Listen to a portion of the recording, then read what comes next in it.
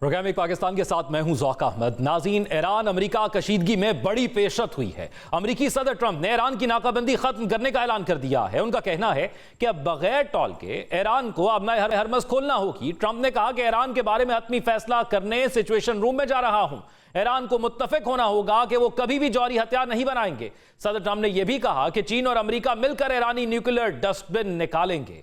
Iran और आलमी एटमी agency के ताउन से यह डस्ट निकाल कर उसे तबाह कर दिया जाएगा। सदर ट्रंप ने कहा कि अमेरिकी जहाज अब घर वापसी का सफर शुरू कर सकते हैं। ट्रंप के इस ऐलान का मतलब यही है कि ईरान और अमेरिका के दरमियान अमन मुआहदे पर इत्तफाक हो गया है। इससे पहले दुनिया समझ नहीं पा रही थी कि आखिर ईरान और अमेरिका के दरमियान चल क्या रहा है। कभी अमन की उम्मीद जागती थी और दूसरे ही लम्हे जंग के बादल मंडलाने लगते थे। आज ही अमेरिकी नायब सदर जेडी वेंस ने दावा किया था कि वाशिंगटन और तेहरान एक मुमकिना मुआहिदे के बहुत करीब पहुंच चुके हैं। जंगबंदी में तौसी, ईरान के जौहरी प्रोग्राम पर 60 रोजा मुफाहमती यादाश्त समेत बहुत से मामलात पर इत्तफाक राय हो चुका है। नाज़रीन, जेडी वेंस के बकौल इंतजार बस सदर ट्रंप की हतमी मंजूरी का था, जिसका ऐलान सदर ट्रंप ने सिचुएशन रूम से करना है। न्यूज वेबसाइट एक्सियोस का दावा है कि अमेरिका और ईरान की आला क़यादत अभी मुआहिदे पर गौर के लिए मजीद चंद दिन चाहती है। ट्रंप के बयानात एक तरफ पेशरफ्त का एतराफ करते हैं और दूसरे ही जुमले में धमकी की जुबान बोलते हैं। हकीकत यह है कि ईरान अमेरिका कशीदगी में अब सवाल सिर्फ ईरान और अमेरिका का नहीं रहा, बल्कि पूरा मशरिक़ वुस्ता इस तनाज़े का हिस्सा बना है।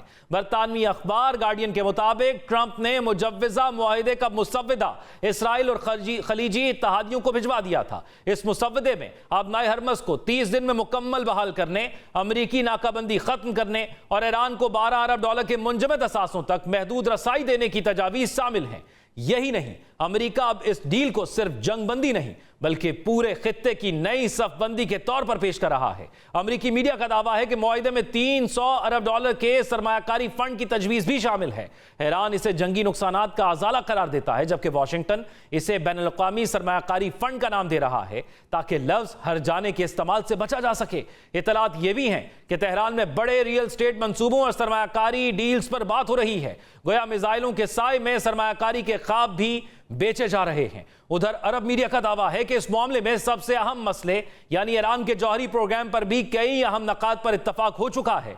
ज़राए के मुताबिक ईरान आलमी जौहरी निगरानी पर रज़ामंद हो चुका है। अफज़ुदा यूरेनियम चीन मुंतकिल करने पर भी तैयार है, मगर शर्त यह है कि वह अमेरिका के हवाले ना किया जाए, यानी एतमाद अब भी मौजूद नहीं। इसी दौरान सदर ट्रंप ने सऊदी अरब, पाकिस्तान, तुर्की, मिस्र, कतर और दीगर इस्लामी ममालिक पर जोर दिया कि ईरान बहरान के हल के बाद सब बैक वक्त इब्राहिमी मुआहिदे पर दस्तखत करें। नाज़रीन, मुआहिदा इब्राहिमी पर दस्तखत यह सिर्फ सिफारती बयान नहीं बल्कि मशरिक़ वुस्ता के नए सियासी नक्शे का इशारा है। सवाल यह है कि क्या ईरान वाकई ऐसे खित्ते को कबूल करेगा जहां इसराइल को इज्तिमाई तौर पर तस्लीम कर लिया जाए। एतमाद के इसी फुकदान की वजह से खित्ते में बार बार कशीदगी की चिंगारियां फूटती हैं, कहीं ना कहीं हमले की खबर चलती है। कल ही अमेरिकी फौज ने दावा किया कि ईरान ने कवैत पर बैलिस्टिक मिसाइल हमला किया, जिसे नाकाम बना दिया गया। दूसरी तरफ ईरान की पासदारान इनकलाब का दावा था कि उन्होंने अमेरिकी MQ-9 ड्रोन मार गिराया, जबकि एक F-35 तैयारे को भी पसपा होने पर मजबूर कर दिया। उधर ट्रंप की ओमान को मुबैना धमकी और तेहरान का सख्त रद्द अमल इस पूरे माहौल में कशीदगी के रंग भर रहा है। अमेरिकी सदर डोनाल्ड ट्रंप ने बुध को व्हाइट हाउस में सहाफियों से बात करते हुए एक बयान दिया, जिसमें उन्होंने कहा कि ओमान को बाकी सब की तरह बर्ताव करना होगा, वरना हमें उन्हें तबाह करना पड़ेगा। ट्रंप ने यह बात इन खबरों के रद्द अमल में कही जिनके मुताबिक ओमान और ईरान आबनाए हरमस से गुजरने वाले बहरी जहाजों पर टॉल आयद करने के मंसूबे पर बातचीत कर रहे हैं। ट्रंप की जानिब से ओमान को तबाह करने की धमकी ने मुबस्सरीन को हैरान कर दिया है, क्योंकि ओमान को तवील अरसे से अमेरिका के करीबी अरब खलीजी इत्तेहादियों में से एक समझा जाता है। ओमान और अमेरिका के दरमियान कई दहाइयों पुराने दिफाई ताउन के मुआहिदे हैं, जिनके तहत अमेरिकी फौज को ओमानी बंदरगाहों और फजाई अड्डों तक रसाई हासिल है, जो खलीज और बहरा हिंद के खित्ते में अमेरिकी फौजी कार्रवाइयों के लिए अहम समझी जाती हैं। ऐसे में ट्रंप की ओमान को धमकी का मतलब क्या है, और क्या सदर ट्रंप के ताज़ा बयान के बाद यह खतरा टल गया है? सवाल यह भी है, क्या वाकई ईरान और अमेरिका में अमन मुआहिदा होने वाला है? अगर हाँ, तो फिर दस्तखत कब और कहां होंगे? और क्या ईरान वाकई अपने जौहरी प्रोग्राम पर मुकम्मल निगरानी कबूल करेगा? चीन का मुतालबा है कि मुआहिदे की तौसीक अक़वाम मुत्तहिदा के प्लेटफॉर्म से की जाए ताकि उसे आलमी कानूनी हैसियत हासिल हो सके। क्या ये चीन का मुतालबा माना जाएगा? इन सब सवालों के जवाब जानेंगे। हमारे साथ मौजूद हैं साबिक मंदूब अक़वाम मुत्तहिदा मुनीर अकरम साहब और उसके साथ साथ ایئر کموڈور ریٹائرڈ خالد چشتی صاحب. دونوں مہمانوں کا بہت شکریہ. منیر اکرم صاحب, ابھی ڈونلڈ ٹرمپ صاحب کا جو سوشل میڈیا پر ایک بیان سامنے آیا جس میں انہوں نے کہا کہ مائع ہرمز کی ناکہ بندی ختم کی جا رہی ہے اور ہمارے جہاز اب اس ناکہ بندی کو ختم کر کے واپس جا سکتے ہیں. تو یہ جہاز کیا اچیو کر کے واپس جا رہے ہیں, آپ کیا سمجھتے ہیں؟ جی, میرے خیال میں ناکہ بندی جو امریکہ نے لگائی وہ ایران کے بعد میں لگائی ہے. ایران نے ہرمز کو بند کر دیا اور سب میں زیادہ جو پریشر پڑا ہے وہ تو امریکنوں پر, اور جو ویسٹرن ممالک ہیں جو تیل فروخت کرتے ہیں لیتے ہیں ان کے اوپر پریشر آیا ہے. تو اب اس کو کھلوانا تو ان کے حق میں ہی ہے. اگر ہرمز کھل جاتا ہے تو وہ ایران کی طرف سے کنسیشن ہے. اور منیر اکرم صاحب, کیونکہ ڈونلڈ ٹرمپ صاحب نے اپنی اسی ٹروتھ سوشل کی پوسٹ کے اندر یہ بھی کہا ہے کہ 11 ماہ پہلے جو اٹیک کیا تھا اس میں جو نیوکلیر ایران کا انرچ یورینیم تھا وہ ملبے تلے دب گیا اور اس کو اب چائنا اور امریکہ نکالیں گے. سو 11 ماہ پہلے ایک اچیومنٹ ہو گئی, دوبارہ پھر یہ 40 دن کی جنگ ان کو کیوں کرنا پڑی؟ یہی سوال اچھا سوال ہے. یہ ذرا واشنگٹن میں کس نے پوچھنا چاہیے آپ لوگوں نے کہ کیا حاصل کیا, کیوں جنگ شروع کی اور کیا حاصل کیا اس جنگ سے. اگر وہاں ان کی جو یورینیم ہے اس کو گاڑ دیا تھا پچھلے جون میں, تو پھر اس وقت کیوں کہا کہ امیوننٹ تھریٹ ہے ایران سے. ان دونوں باتوں میں ایک سچ ہو گئی نا. تو اب یہ تو میرے خیال میں امریکہ کی پوزیشن میں عدل بدل تو یہ رہی ہے, اور جو ٹرمپ صاحب جو دل میں آتا ہے وہ کہہ دیتے ہیں. خالد چشتی صاحب, گزشتہ 3-4 دنوں کے اندر جو اٹیکس ہوئے اس کو آپ کیسے دیکھتے ہیں؟ کیونکہ پاکستان ثالثی کا کردار ادا کر رہا ہے, ابھی تک حتمی معاہدے پر دونوں ممالک نہیں پہنچے اور پاکستان بھرپور کوشش کر رہا ہے کہ کوئی معاہدہ طے ہو جائے دونوں کے درمیان. پاکستان ایران کا وزٹ بھی کر چکا, پھر پاکستان کے اندر ایک ٹاکس کا جو ہے وہ پورا سیگمنٹ ہوا, دوسرا نہیں ہو سکا. سو ان اٹیکس کے اندر آپ کو لگتا ہے کہ ثالثی کا کردار جو ہے وہ متاثر ہوا ہے؟ جی بہت شکریہ ذوق صاحب, آپ نے انوائٹ کیا. جی, اس وقت جنگ جہاں پہ رکی ہوئی ہے یہ ٹیکنیکلی کم ہے, اور اس وقت آپٹکس اور ڈیلوژن یا ایلوژن کہہ لیں یا پرسیپشن کی جنگ زیادہ ہوئی ہے. دونوں سائڈیں یہ چاہتی ہیں کہ جہاں بھی سیز فائر ہوا ہے وہاں سے آنورڈ ایسا لگے کہ دونوں سائڈیں انڈیویجولی اپنے لوگوں کو, اپنی اپوزیشنز کو اور گلوبلی یہ امپریشن دے سکے کہ وہ سائڈ جیتی ہے. منیر اکرم صاحب, کیا یہ آپ کو لگتا ہے کہ جس طرح جو ہے وہ خالد چشتی صاحب کہہ رہے ہیں کہ پوزیشن آف کمپرومائز ہے, اور یہ پوزیشن آف کمپرومائز امریکہ, اسرائیل اور گلف تینوں ہی کر رہے ہیں؟ جی, کمپرومائز کو کرنا ہوتا ہے. اگر معاہدہ ہوتا ہے تو سبھی کو فلیکسیبلٹی دکھانی ہوتی ہے, پر اس میں اگر کمپرومائز کو دیکھیں اس کا نتیجہ جو نکلا ہے وہ نتیجہ جو امریکہ جس وجہ سے جنگ شروع کی تھی وہ نتیجے تو نہیں نکلے نا. جو نیوکلیر مسئلہ ہے اس کے اوپر بعد میں مذاکرات ہوں گی. میسائل کے مسئلوں کے پہ کوئی سوال نہیں پیدا ہوتا کہ ایران اس پہ مذاکرات کرے گا. ایران کے جو دوست ہیں پورے خطے میں وہ قائم ہیں ابھی تک, اور جو رجیم چینج جو ان کو ارادہ تھا کہ ایران کی رجیم چینج ہوگی وہ بھی نہیں ہوئی. تو امریکہ نے کیا حاصل کیا اس میں؟ تو یہ تو نظر آتا ہے. اب کمپرومائز کرنا ہے ان کو, لازمی ہرمز کو کھولنا تھا تو کھلوانا تھا, تو اس کی وجہ سے انہوں نے کمپرومائز کیا ہے. میری نظر میں اس میں اگر آبجیکٹیولی دیکھا جائے تو ایران اس جنگ سے طاقتور زیادہ نظر آتا ہے بنسبت جو امریکہ نے جو کوشش کی اور فیل کیا. اور خالد چشتی صاحب, کیونکہ جس طرح ابھی یہ بات ہو رہی ہے کہ کمپرومائز کا آپ نے خود ذکر کیا, لیکن ایک اور سوشل میڈیا پر 2-3 دن پہلے جو ڈونلڈ ٹرمپ صاحب نے تمام اسلامی ممالک کے لیے ایک پیغام بھیجا کہ ابراہم اکارڈ کے اندر شامل ہو جائیں, اب آپ کو لگتا ہے اس سے کتنا فرق پڑے گا اس جنگ کو بھی, اور پھر جو اسرائیل کی ایک سفارتی تعلقات کچھ عرب ممالک کے ساتھ تو ہیں, کیا باقی کے ساتھ ہو سکتے ہیں؟ देखिए, प्रेसिडेंट ट्रंप ने, आपको याद होगा, जो उन्होंने पीस बोर्ड बनाया था, वो उनकी बहुत स्ट्रांग पोजीशन थी उस वक्त। उन्होंने जिसको कहा, जिन मुल्कों की ख्वाहिश की, जिनको इनवाइट किया, वो चले गए, ज्वाइन कर गए।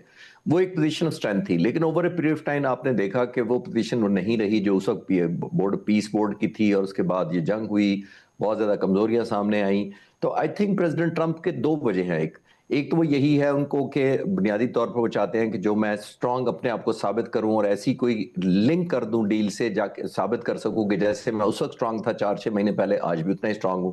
दूसरा, इजराइल फैक्टर बहुत ज्यादा स्ट्रांग है, क्योंकि इजरायली लॉबी, खासतौर पर ज़ायनिस्ट के पास बहुत ज्यादा मीडिया है। वो एक परसेप्शन प्रेसिडेंट ट्रंप को रिपीटेडली क्रिएट करते भी रहते हैं और प्रोपेगेंडा करते रहते हैं कि प्रेसिडेंट ट्रंप बहुत कमजोर हो गए हैं, और उनके खिलाफ बहुत कुछ लिखा और टेलीवाइज किया जा रहा है। जब इतना ज्यादा किया जा रहा है तो प्रेसिडेंट ट्रंप ने उस एलिमेंट को भी खुश करना होता है, ये बताना होता है कि मैं आपका भी लुक आफ्टर कर रहा हूं। तो ये बुनियादी तौर पे एक एलिमेंट है, और या कोशिश समझे है, जिसमें वो उस लॉबी को और उस strong element segment of media और प्लस गवर्नेंस जो इजराइल की है, उनको खुश करना चाहते हैं। ये क्योंकि मुनीर अकरम साहब, आपने कहा कि न्यूक्लियर वाला फैक्टर आगे जाके डिस्कस होगा, लबनान वाला फैक्टर अपनी जगह मौजूद है, जिस पर ये मुआहिदा पहले हो नहीं पा रहा था, सीज फायर हो नहीं पा रहा था, वो भी अपनी जगह मौजूद है। इस सारी जो बातचीत हो रही है, जो पैगाम रसानी हो रही है, जो खबरें हम तक आ रही हैं, आपका सिफारती तजर्बा क्या कहता है कि क्या एक ऐसा मुआहिदा होने जा रहा है जो लॉन्ग टर्म चलेगा, या ऐसा लग रहा है कि ये सिर्फ एक वक्त लिया जा रहा है और दोबारा हम वही सीज फायर से पहली वाली सिचुएशन पर जा सकते हैं? ज्यादा खदशा इसी चीज का है? जी, मुझे ये खदशा है कि ये मुआहिदा मेमोरेंडम ऑफ अंडरस्टैंडिंग हो भी जाता है, जनरल एग्रीमेंट है, पर एक तरफ तो इजराइल की जो कोशिशें हैं इसको सैबोटाज करने की, वो जारी रहेंगी। उसमें या ये अब्राहम अकॉर्ड्स का शोशा शुरू कर दिया, या इजराइल की सीज फायर वायलेशंस लेबनान में होती रहेंगी, और जिस पे ईरान को एतराज़ है। कुछ और शरारत भी वो कर सकते हैं, कहाँ चलाने के लिए, अमेरिकन पोजीशन को बदलाने के लिए। तो इजराइल की कोशिशें इसको सबटाज करने के लिए तो जारी रहेंगी। दूसरी तरफ से जो ईरान है, अब वो न्यूक्लियर जो उसके मसले हैं, जो प्रोग्राम है, उस पर भी जो निगोशिएशंस हैं वो आसान नहीं होंगी। वो उसमें बहुत सारी टेक्निकल इश्यूज बहुत सारी इन्वॉल्व हैं, स्ट्रेटेजिक इश्यूज इन्वॉल्व हैं, कि भी इनरिचमेंट पे उनकी राइट मानी जाएगी, और उसके बाद में वॉलंटरली वो रोकेंगे, कितने अरसे रोकेंगे। फिर ये जो यूरेनियम जो गाड़ा हुआ है, ये तो 400 किलोग्राम 60% इनरिच यूरेनियम है जिसकी बातचीत हो रही है। उनके पास 10 टन और भी यूरेनियम है, इनरिच तो लोअर लेवल की इनरिचमेंट है, उसका क्या होगा, ये भी देखना है। IAEA के सेफ गार्ड्स लगेंगे तो कौन सी फैसिलिटीज़ पे लगेंगे? कोई अमेरिकन तो कहते हैं कि इनके पास अनडिक्लेयर्ड फैसिलिटीज़ हैं, तो वो अनडिक्लेयर्ड फैसिलिटीज़ को कौन ढूंढेगा, कैसे आइडेंटिफाई होंगे? तो ये बहुत सारे मसले हैं जिसके तहत ये नेगोशिएशंस टूट सकती हैं। और जो सैंक्शंस इशू है उसमें भी पेचीदा मसले हैं। तो सैंक्शंस ये मुआहदे को सबोटाज करने की कोशिशें इजराइल करेगा, और जो मसले हैं वो इतने कॉम्प्लेक्स हैं कि इस पे बहुत पेशेंट निगोशिएशंस की ज़रूरत होगी। तो वो कैसे होंगे, किसके तहत होंगे, उसका फॉर्मेट क्या होगा, ये सब चीज़ें फैसला करना होगा आगे जाकर। तो बहुत यानी कि फ्रेजाइल पीस होगी, अगर होती भी है ये।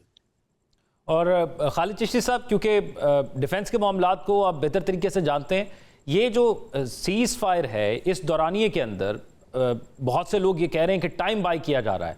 तो अगर टाइम बाय किया गया एक और जंग के लिए, तो ईरान ने अपने आप को किस हद तक दोबारा से तैयार कर लिया है, और वो क्या कुछ सरप्राइज आपको लगता है कर सकता है अगर दोबारा जंग शुरू होती है और कोई भी मुआहिदा जिसमें लबनान या दीगर इशूज मौजूद हैं जो भी हल तलब हैं, जिस पर लंबी डिबेट होनी है, वो रिजॉल्व नहीं होते? तो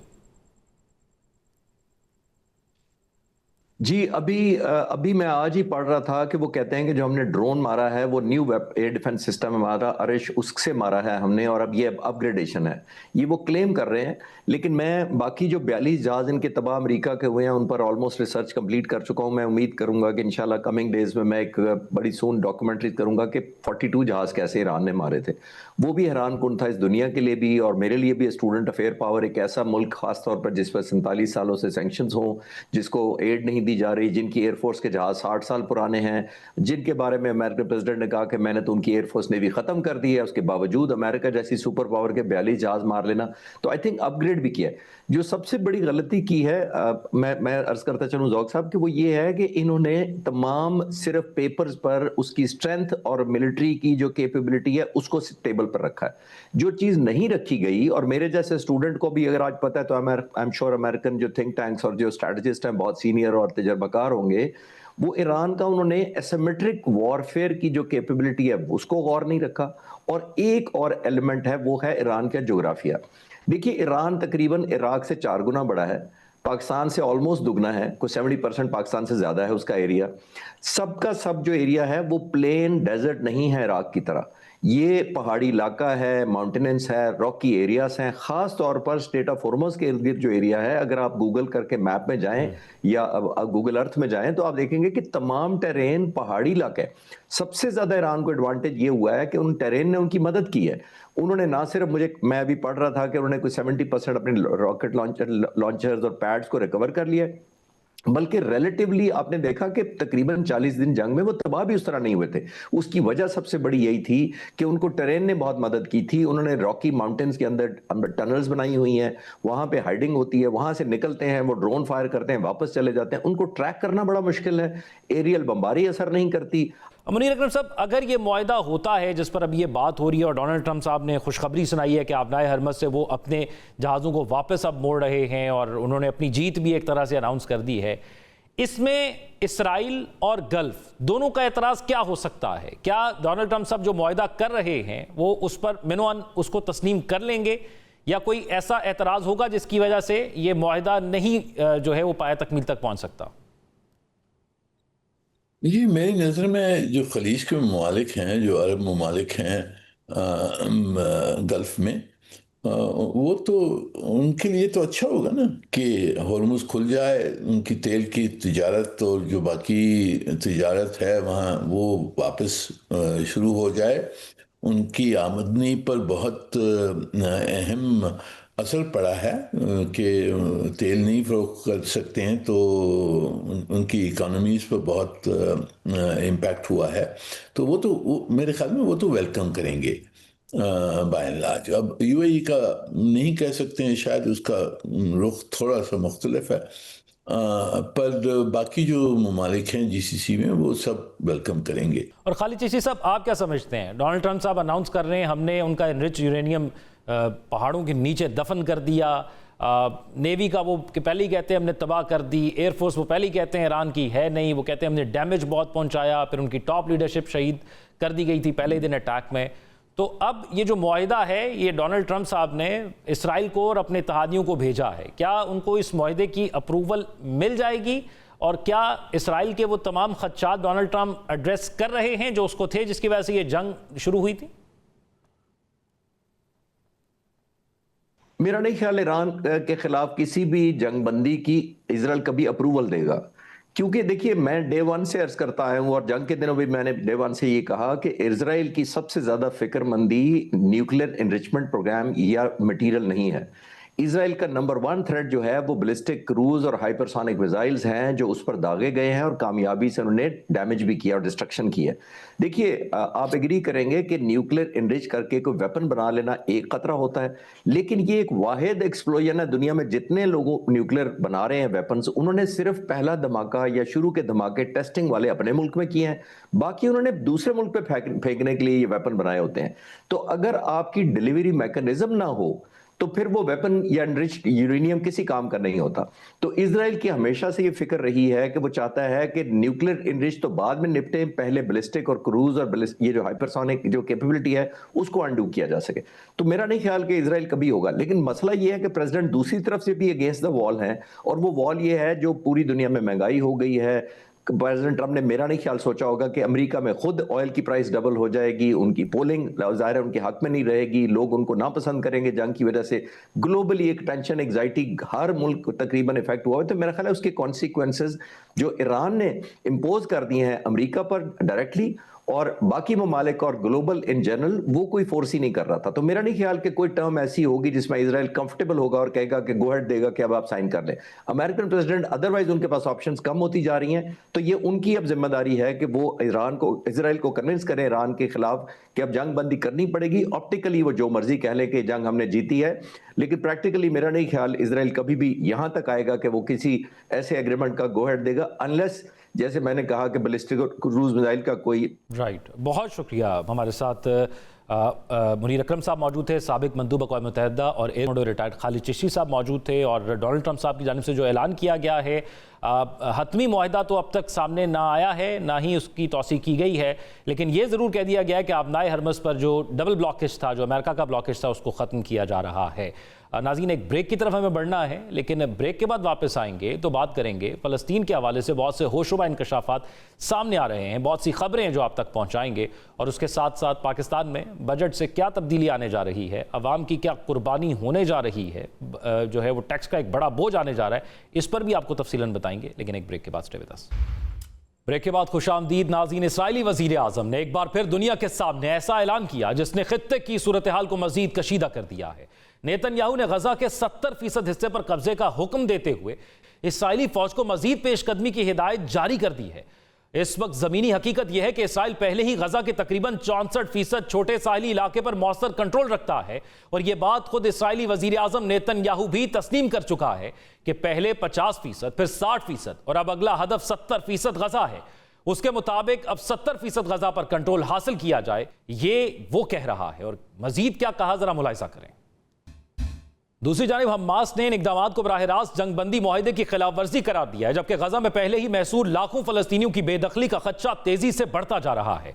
गजा की आबादी पहले ही साहिली पट्टी के एक निहायत महदूद और तंग हिस्से तक सिमट चुकी है, और रिपोर्ट्स के मुताबिक अगर मजीद इलाके इस्राइली कंट्रोल में आते हैं तो तकरीबन 20 लाख फलस्तीनियों को मजीद महदूद, गुंजान और तबाहाल इलाकों में धकेला जा सकता है। यह सूरत हाल अचानक पैदा नहीं हुई, बल्कि तवील अरसे से जारी एक मनसूबाबंदी का हिस्सा दिखाई देती है, जिसमें फलस्तीनियों को बदतदरीज उनके घरों और इलाकों से बेदखल करने के इल्जामात मुसलसल सामने आते रहे हैं।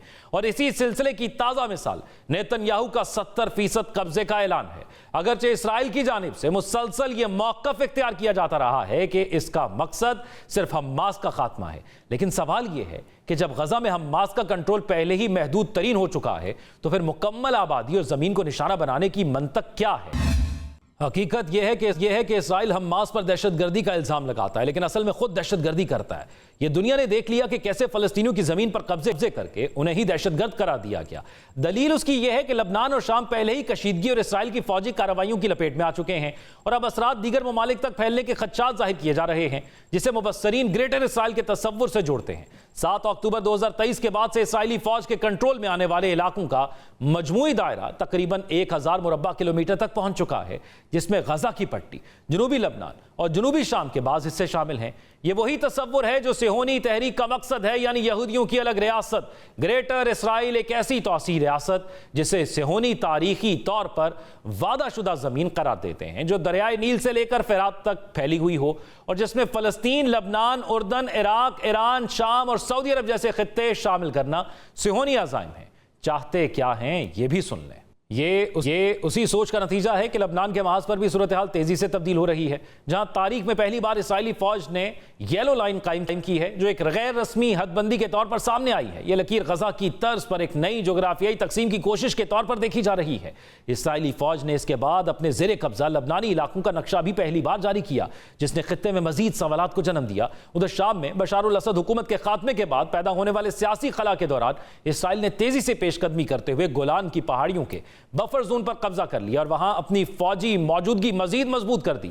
اگر تاریخ کو دیکھا جائے تو اسرائیل کی قبضے کی کہانی کوئی نئی نہیں، بلکہ اس کا آغاز 1948 میں اسرائیل کے قیام سے ہی جڑا ہوا ہے۔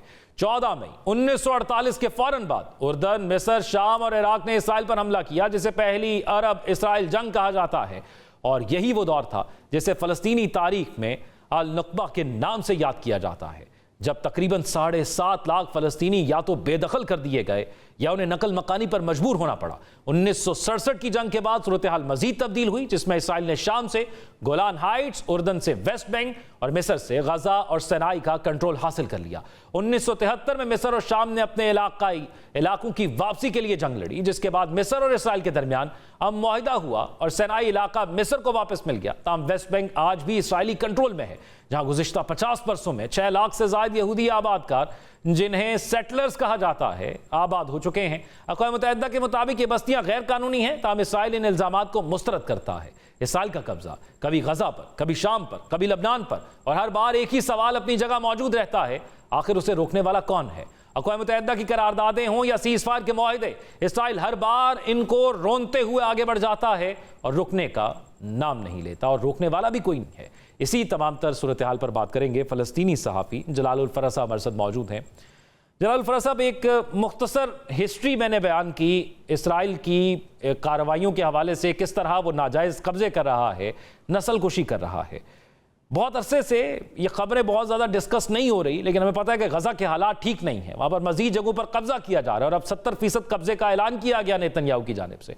میں آپ سے چاہوں گا کہ ذرا ہمارے ناظرین کے سامنے، جو لوگ شاید اس بربریت جس میں تقریباً 70 سے 80 ہزار سے زائد لوگوں کو شہید کیا گیا، بچوں کو، بڑوں کو، خواتین کو، بتائیں کہ غزہ میں اس وقت کیا صورتحال ہے، کیا مناظر ہیں، کیا جو سیز فائر کا معاہدہ ہوا تھا وہ قائم ہے یا اب بھی ظلم اور بربریت جاری ہے؟ جی بہت شکریہ ذوق احمد صاحب۔ سب سے پہلے بات یہ ہے کہ غزہ کے اندر کوئی جنگ بندی ہوئی نہیں ہے، کوئی سیز فائر نہیں ہوا، نام نہاد سیز فائر ہے، کوئی سیز فائر نہیں ہے۔ سیز فائر کے جو اعلان ہوا 11 اکتوبر سے لے کر اب تک شہادتوں کا تعداد 922 لوگ شہید ہوئے، زخمیوں کی تعداد 2772 لوگ شہید ہوئے۔ غزہ کے اندر جو قتل عام کا سلسلہ ہے وہ چلتا رہا ہے، جاری ہے۔ غزہ کے اندر جو زمینی حملے ہیں وہ بھی جاری ہے، غزہ کے اندر جو بمباری ہے، فضائی حملے وہ بھی جاری ہے، غزہ کے اندر جو حماس کی قیادت کی اسیسینیشن، جو ان کو ٹارگٹ کر کے شہید کرنے کا جو سلسلہ وہ بھی جاری ہے۔ جیسے آپ کو پتا ہے کہ ابھی کچھ دن پہلے کی بات ہے، عز الدین الحداد صاحب جو حماس کا کمانڈر ہے، ان کو بھی شہید کر دیا گیا ہے۔ اور 2-3 دن پہلے کی بات ہے، محمد عودہ صاحب، ان کی اہلیہ سمیت اور 2 بیٹے، ان کو بھی شہید کر دیا گیا ہے۔ تو غزہ کے اندر اگر یہ کہا جائے کہ جب وہاں پر کوئی سیز فائر ہوا ہے یا کوئی جنگ بندی ہے یا کوئی وہاں پر امن ہے، یہ تو بالکل غلط ہے۔ اور ساتھ ساتھ یہ بھی آپ کو بتاتا چلوں کہ 11 اکتوبر جنگ بندی، نام نہاد جنگ بندی سے لے اب تک، اس تاریخ سے لے کے اب تک 781 لاشیں نکالے گئے ہیں۔ آج عید کی تیسرا دن ہے، عید مئی 2029۔ ہماری امت مسلمہ ایک چیز کر رہے تھے کہ جی شاپروں میں گوشت ڈال کر تقسیم کرتے تھے۔ میں نے اپنی آنکھوں سے لائیو دیکھا ہے کہ میری بچے، میری غزہ کے عوام اسی طرح شاپر لے کے، آپ یقین کریں اسی طرح، یہ میں آپ کی کمرے کے سامنے، اور وہ ملبہ تلے لوگوں کے، اپنے پیاروں کے، اپنے بچوں کے لاشوں کے، یعنی جو بقایات ہے وہ یہ ڈال رہے ہیں، جو ہڈیاں جو بھی چیزیں وہ اس کے اندر ڈال رہے ہیں۔ دوسری بات پہ آ جاؤں گا کہ اسرائیل کی طرف سے یہ بنیامین نتنیاہو ناجائز ریاست کا جو وزیر اعظم ہے، انہوں نے یہی حکم دیا کہ 70% غزہ پر قبضہ کیا جائے۔ تو بھائی اول سب سے پہلے بات تو غزہ جنگ سے پہلے کی بات میں آپ کو بتا رہا ہوں، اقوام متحدہ کے رپورٹ کے مطابق غزہ ویسے ہی بہت چھوٹا سا علاقہ ہے آبادی کی لحاظ سے، یعنی غزہ کے اندر 23 لاکھ لوگ تھے، 23 لاکھ لوگوں کے لیے 40 کلومیٹر وہ ہے ہی تو ویسے چھوٹا ہے۔ اب آپ 70% پہ 70% पे आप कब्जा कर रहे हैं, तो रहेगा क्या है? 30% है, वो भी समंदर के किनारा है। गजा पूरा मलबा है। ज़ौक़ अहमद साहब, ये एक पूरा मंसूबा है फलस्तीनियों को वहां से बेदखल करने के। ये हमें वहां से एक मजबूर करने का एक इनका तरीकाकार है कि हमें मजबूर कर रहे हैं कि हम वहां से हिजरत करें, गजा छोड़ दें। और सबसे बड़ा सबूत है, आप देखें सीज फायर का जो मुआहदा हुआ 1 साल होने वाला है, अभी अक्टूबर में तो पूरा साल हो जाएगा। गजा के अंदर वही वैसे सूरत हाल है, वहां पर एक भी घर बनना तो दूर की बात है, वहां पर गिजा तक नहीं पहुंचाया गया है, खुराक नहीं पहुंचाया गया है, अद्वियात सही तरीके से नहीं पहुंचाया गया है। जो मुआहदा हुआ है, मुआहदा के अंदर ये तय हुआ है कि डेली बेसिस पे 700 ट्रक्स जाना होगा गजा के अंदर है। अब इसराइल की तरफ से बामुश्किल 120-150 ट्रकों की इजाजत देते गजा के लिए। वजारत सेहत के बयान के मुताबिक कल का जो रिपोर्ट आई है वो ये है कि जनाब गजा के अंदर जितनी जरूरियात हैं आवाम को, उसमें से सिर्फ 20% मिल रहा है। जलालुल फरज साहब, लोगों को दिखाने के लिए बयानात हैं, लेकिन हकीकत वही है जो जंग के दौरान भी हमने देखी, और आज भी गजा के लोग उसी तरह की जिंदगी गुजारें जिस तरह की जंग के दौरान भी हमने देखी। अगर इस कब्जे को आगे बढ़ाया जा रहा है तो उन लोगों के लिए जमीन तंग की जा रही है, जैसे आपने खुद कहा कि उन लोगों को मजबूर किया जा रहा है कि वो खुद वहां से छोड़कर चले जाएं, लेकिन पूरी दुनिया खामोश है, कोई रोकने वाला नहीं। और सिर्फ ये गजा नहीं बल्कि लबनान और दीगर जगहों का भी हमने अपने इस इब्तदाइये के अंदर जिक्र किया। बहुत शुक्रिया। जलालुल फरज साहब हमारे साथ मौजूद थे, फ़लस्तीनी सहाफ़ी हैं, और इस वक्त जो वहाँ पर ताज़ा तरीन सूरत हाल है उसका आंखों देखा हाल हमारे सामने बयान कर रहे थे। नाज़रीन, एक ब्रेक की तरफ चलेंगे, ब्रेक कर वापस आएंगे तो एक और अहम मामले के हवाले से बात करेंगे। Stay with us. ब्रेक के बाद खुशामदीद नाज़रीन। ईद उल अज़हा का आखिरी दिन भी गुजर गया। कुर्बानियों की खुशबू, गलियों की रौनकें, अपनों से मुलाकातें, सब कुछ मामूल की तरफ लौट रहा है। लेकिन जैसे ही ईद की हलचल खत्म हुई, मुल्की सियासत में एक नई हलचल ने सर उठा लिया। गिलगित बल्तिस्तान की बर्फानी वादियों से आने वाली खबर ने सियासी पारा हाई कर दिया। गिलगित बल्तिस्तान में 7 जून को इंतखाबात होने जा रहे हैं, लेकिन इंतखाबी माहौल उस वक्त मजीद कशीदा हो गया जब पाकिस्तान तहरीक इंसाफ खैबर पख्तूनख्वा के सदर जुनैद अकबर खान समेत दीगर रहनुमाओं को हुंजा से गिरफ्तार करने के बाद सूबा बदर कर दिया गया। दूसरी तरफ सियासत के साथ मईशत में भी हलचल के आसार हैं, क्योंकि वफाकी हुकूमत ने 5 जून को कौमी असम्बली और सेनेट के बजट इजलास तलब कर लिए हैं। वजीर खजाना कहते हैं अवाम पर कम से कम बोझ डालेंगे, जबकि राना सनाउल्लाह दावा करते हैं कि अगर जंगी हालात न बनते तो बड़ा रिलीफ पैकेज आता। इसी बजट के शोर में एक और बड़ी सियासी खिचड़ी भी पक रही है, जो मुजव्वज़ा 28वीं आईनी तरमीम की खिचड़ी है। पीपल्स पार्टी इन तजावीज़ पर तहफ़्फ़ुज़ात जाहिर कर रही है, लेकिन सियासी मुबस्सरीन कहते हैं कि जैसे 26वीं और 27वीं तरमीम पर आखिरकार हिमायत हो गई थी, वैसे ही इस बार भी असल फैसला आसिफ अली जरदारी करेंगे। और शायद इसीलिए मोरो में सदर जरदारी ने यह कहकर नई हम सब मिलकर बहस छेड़ दी है कि एस्टेब्लिशमेंट के हाथ मजबूत करें। ऐसे में सवाल यह है कि मईशत हो या फिर सियासत, मुल्क का नया सियासी मंजरनामा क्या हो सकता है? क्या बजट के बाद सख्त मुआशी फैसले अवामी गुस्सा भड़काएंगे? क्या 28वीं तरमीम वफाक और सूबों के दरमियान नई जंग छेड़ देगी? और क्या तहरीक इंसाफ अंदरूनी इख्तलाफात के बावजूद दोबारा सड़कों पर बड़ी तहरीक खड़ी कर पाएगी? इन सब पर बात करेंगे। हमारे साथ इस्लात से मौजूद हैं सीनियर जर्नलिस्ट असदुल्ला खान साहब, और उसके साथ साथ फ़ारूक सलीम साहब माहिर मईशत भी हमारे साथ मौजूद हैं।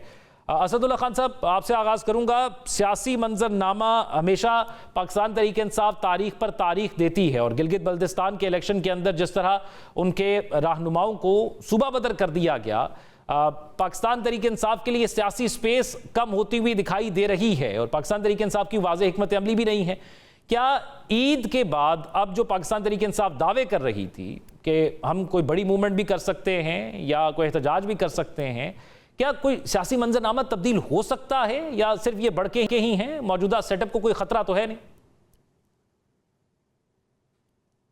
देखिए, कुछ दिन पहले एक सियासी जमात जिसने खुद को गिलगित बल्तिस्तान के इलेक्शन के लिए रजिस्टर करवाया, उसका नाम था गिलगित बल्तिस्तान डेमोक्रेटिक पार्टी। वो सियासी जमात रजिस्टर हुई, और हर सियासी जमात की तरह उसने इलेक्शन कमीशन से निशान मांगा अपनी मर्जी का, और उसने पोलो मैन का निशान मांगा, और इलेक्शन कमीशन ने वो निशान उसे दे दिया क्योंकि वो अवेलेबल था, तो पोलो मैन का निशान दे दिया गया। जब टिकट जमा करवाने थे तो उससे एक दिन पहले पाकिस्तान तहरीक इंसाफ ने इस सियासी जमात के साथ گلگت بلتستان ڈیموکریٹک پارٹی کے ساتھ اتحاد کر لیا، اور پی ٹی آئی نے فیصلہ کیا، کیونکہ ان کے پاس اپنا نشان تو تھا نہیں بلے کا، تو انہوں نے فیصلہ کیا کہ وہ پولو مین کے نشان پہ الیکشن لڑیں گے۔ جیسے ہی پی ٹی آئی نے یہ فیصلہ کیا اور ٹکٹ حاصل کرنے شروع کیے تو فوری طور پر ہم نے دیکھا کہ الیکشن کمیشن نے بغیر وجہ بتائے پولو مین کا نشان واپس لے لیا، گلگت بلتستان ڈیموکریٹک پارٹی کو اس کے نشان سے محروم کر دیا۔ مقصد یہ تھا کہ پاکستان تحریک انصاف کسی نشان پر الیکشن نہ لڑے اور ویسا ہی ہو جیسے پاکستان کے الیکشن میں ہوا تھا، اور وہاں پر بھی لوگوں کو الگ الگ نشانات پر الیکشن لڑنا پڑے، کسی کے پاس گھڑا ہو، کسی کے پاس کرسی ہو، کسی کے پاس جوتا ہو، کسی کے پاس بینگن ہو۔ لیکن ایسا لگتا ہے اب آج جو ڈیولپمنٹ ہوئی ہے جس میں جنید اکبر صاحب اور دیگر لوگوں کو صوبہ بدر کر دیا گیا، اس سے ایسا لگتا ہے کہ ابھی بھی نشان لینے سے کام نہیں بنا، جیسے 8 فروری 2024 کو ہوا تھا، نشانات لے لیے گئے، پھر بھی لوگ بڑی تعداد میں باہر نکلے، انہوں نے ووٹ دیا، پھر فارم 47 کا سہارا لینا پڑا۔ تو اب ایسا لگتا ہے کہ ابھی بھی نشان لینے سے کام نہیں چل رہا، اسی لیے پی ٹی آئی کے لوگوں کو کیمپین بھی نہیں کرنے دی جا رہی۔ کیا ہوگا اس سے؟ دیکھیے، جو حکومتی جماعتیں ہیں وہ الیکشن جیت جائیں گی، پاکستان تحریک انصاف الیکشن ہار جائے گی۔ اگر ایسا ہو جاتا ہے تو آپ لوگوں کے دلوں میں ایک اور ناراضی کا بیج بوتے ہیں، آپ لوگوں کو ناراض کرتے ہیں، آپ انہیں بتاتے ہیں کہ تمہارے ووٹ کی کوئی اہمیت نہیں ہے، تمہاری کوئی سے نہیں ہے، تمہاری کوئی حیثیت نہیں ہے کہ تم اپنی مرضی اور اپنی رائے کا اظہار کر سکو۔ کیا اس سے فرق پڑتا ہے؟ اس سے ہوتا پھر یہ ہے، اس کا نتیجہ یہ نکلتا ہے کہ جو ریاست ہے اور عوام ہے ان کے تعلق کے درمیان ایک دراڑ آ جاتی ہے۔ پھر حکومتیں عوام سے قربانی مانگتی ہیں کہ مشکل وقت ہے قربانی دو، لوگ کہتے ہیں جاؤ ہم نہیں دیتے، نہیں، لوگ کہتے ہیں کہ جب تمہاری سیاسی لوگوں رائے کے کی کہنے سے اہمیت اسد نہیں صاحب کیا تو فرق ہم پڑتا ہے؟ تمہاری دیکھیں نا، رائے اس کا مشکل احترام ترین کیوں صورتحال میں بھی جو مرضی ٹیکس لگا لیں عوام پر، عوام وہ دیتی ہے، وہ جو ہے وہ تمام احکامات بھی مانتی ہے، کہیں احتجاج تو ہمیں نظر نہیں آتا، تو پھر کیا ہو جائے گا اگر یہاں پر بھی ایسا ہو گیا تو؟ لیکن دیکھیے ذوق صاحب، غیر مقبول حکومتیں بہت زیادہ عرصہ نہیں چل سکتی۔ غیر مقبول حکومتیں ہر گزرتے لمحے کے ساتھ ریت سے مٹھی سے ریت کی طرح وہ پھسل رہی ہوتی ہیں، زیادہ عرصہ نہیں چل رہی ہوتی، کیونکہ عوام میں ان کی جڑیں نہیں ہوتی۔ آپ کوئی فارمولا لگا سکتے ہیں، آپ دیکھیے پاکستان کی مثال آپ کے سامنے ہے، 8 فروری 2024 کے الیکشن ہوئے، لوگوں نے اس کو تسلیم نہیں کیا۔ بظاہر آپ کہہ رہے ہیں کہ کیا فرق پڑتا ہے، لوگوں نے تسلیم نہیں کیا۔ فرق پڑتا ہے، 1 روپے کی انویسٹمنٹ پاکستان میں نہیں آ رہی۔ آپ کو پتا ہے 50 سال کی لوئسٹ انویسٹمنٹ پاکستان میں ہے، صرف $31 ملین یعنی $3 کروڑ کی انویسٹمنٹ آئی ہے پاکستان میں پچھلے 10-11 مہینے میں، 1 سال میں۔ تو آپ سوچئے کہ لوگ کیوں انویسٹ نہیں کر رہے؟ وہ ریاست کے ساتھ جڑے ہوئے نہیں ہیں، وہ اس حکومت کے ساتھ جڑے نہیں ہوئے، وہ اپنے وطن سے محبت تو کرتے ہیں لیکن وہ اس حکومت پہ اعتماد نہیں کرتے ہیں، کیونکہ وہ سمجھتے ہیں کہ لوگ جو ہیں یہ جو آج کی حکومت ہے یہ عوام کے ووٹوں سے منتخب ہو کے نہیں آئی ہے۔ تو جب آپ لوگوں اور حکومتوں کے درمیان یا سیاسی جماعتوں کے درمیان تفریق پیدا کریں تو پھر یہی ہوتا ہے جو ہو رہا ہے۔ اچھا، میں کیونکہ فاروق سلیم صاحب کو انگیج کرنا چاہ رہا ہوں معیشت سے ریلیٹڈ، اسد صاحب قطع کلامی کی معذرت، لیکن اگر وہ جو کہا جاتا ہے کہ وہ مقبول جماعت بھی آ جاتی تو کیا حل اس کے پاس بھی تھا، اس نے حل نکالا، یا اس کے پاس ابھی بھی حل ہے؟ پھر تو یہی ہوگا کہ جو پتھر وزیر اعظم صاحب نے اپنے دل پر رکھا ہے پیٹرول کی قیمت بڑھاتے ہوئے، جو وہ عوام اپنے دل پر رکھ لے گی، لیکن حالات تو ملک ایسے ہی رہیں گے، کیا یہ بدل سکتے ہیں؟ اس پر میں آپ سے جانوں گا، لیکن فاروق سلیم صاحب یہ فرمائیے گا، ایک تو خاص طور پر سب سے بڑا ایشو جو ڈسکس ہوتا ہے اور جو سب سے زیادہ پبلک کو افیکٹ بھی کرتا ہے وہ پیٹرول کی قیمتیں ہیں۔ عالمی منڈی میں پیٹرول کی قیمتیں کم ہوئی ہیں، اس کو دیکھتے ہوئے آپ کو کیا لگتا ہے کہ اس وقت پاکستان کے اندر موجودہ پیٹرول اور ڈیزل کی قیمت کیا ہونی چاہیے تھی؟ کیونکہ آج بھی کمی کی جا رہی ہے کچھ قیمتوں کے اندر، تو وہ جسٹیفائی ہے، وہ پیرالل ہے اس کے؟ دیکھیے، آپ کو مختصر سی تاریخ بتا دیتا ہوں۔ 2022 پچھلے 4 سال، 2022 میں جو عالمی منڈی میں برنٹ کی قیمت ہے اس میں تقریباً 35% اضافہ ہوا ہے، اور پاکستان کے اندر جو پیٹرول کی قیمت ہے اس میں تقریباً 125% اضافہ ہوا ہے۔ تو ایک تو حکومت جو ہمیں کلیم کرتی ہے کہ پاکستان میں جو پیٹرول اور ڈیزل کی قیمت ہے وہ نتھی کر رکھی ہے عالمی منڈی کے ساتھ، وہ اگر پچھلے 4 سال میں آپ دیکھیں تو ان میں آپس میں کوئی تعلق نہیں۔ جیسے میں نے کہا کہ برنٹ کروڈ جو ہے وہ بڑھتا ہے تقریباً 30-35% پچھلے 4 سالوں میں، اور پاکستان میں جو قیمت میں اضافہ آیا ہے وہ تقریباً 125% پیٹرول کی قیمت میں آیا ہے۔ تو ایک تو ان کا آپس میں کوئی گہرا تعلق نہیں۔ دوسرا، جب بھی پیٹرول اور ڈیزل کی قیمت کی بات ہوتی ہے تو میں اپنے ہمسایہ ممالک میں دیکھتا ہوں، جس میں چین ہے، भारत है, बांग्लादेश है। अब ज़ाहिरी बात है कि चीन, भारत, बांग्लादेश, पाकिस्तान सभी जो हैं चारों ममालिक जो हैं वो आलमी मंडी से ही तेल ख़रीदते हैं और आलमी मंडी में एक कीमत चल रही होती है। लेकिन मैंने देखा कि बांग्लादेश में जो आलमी मंडी का बोझ था वो सिर्फ तकरीबन 16% अवाम के ऊपर जो है वो मुंतकिल किया गया और कोई 80-85% जो है वो वहाँ पे एक बहुत बड़ी तेल की कंपनी है, बांग्लादेश पेट्रोलियम कहलाती है, उसकी बैलेंस शीट के ऊपर डाल दिया गया। इसी तरह भारत में जो है वो जंग से पहले और जंग के बाद की जो कीमत है उसमें तकरीबन 5 रुपए फी लीटर का फ़र्क है, इजाफा है। पाकिस्तान के अंदर हमने कोई 155 रुपए फी लीटर जो है वो पेट्रोल की कीमत बढ़ा दी। तो एक ही सोर्स है, चारों ममालिक का एक ही जगह से तेल आता है, एक ही जितनी कीमत दी जाती है, लेकिन फिर जो फैसला साज इदारे हैं, फैसला साज शख्सियात हैं, उन्होंने ये फैसला करना होता है कि आलमी मंडी का सारा बोझ जो है वो किसके ऊपर डालना है। वो अवाम के ऊपर डालना है या कोई कॉर्पोरेट बैलेंस शीट के ऊपर डाला जा सकता है, कोई मुतबादिल तरीका है। पाकिस्तान में ये फैसला किया गया कि लगभग 100% जो बोझ है आलमी मंडी का वो अवाम के ऊपर डालना है और इसी बहाने हुकूमत ने सोचा कि कुछ अपना खजाना भी भर लेते हैं और वहाँ पे उन्होंने पेट्रोलियम लेवी जो है उसको बढ़ा दिया। तो ये एक आप समझिए कि कंपैरिजन है डिफरेंट पॉलिसी के मॉडल्स हैं हमारे हमसाया ममालिक में और पाकिस्तान में। डेफिसिट भी तो हमारा ज़्यादा है ना उनसे, वो कवर ही नहीं होता। बहुत शुक्रिया असदुल्ला खान साहब और फ़ारूक सलीम साहब हमारे साथ मौजूद थे। नाज़रीन, आज के प्रोग्राम से इतना ही। अपना ख्याल रखिएगा। अल्लाह हाफ़िज़।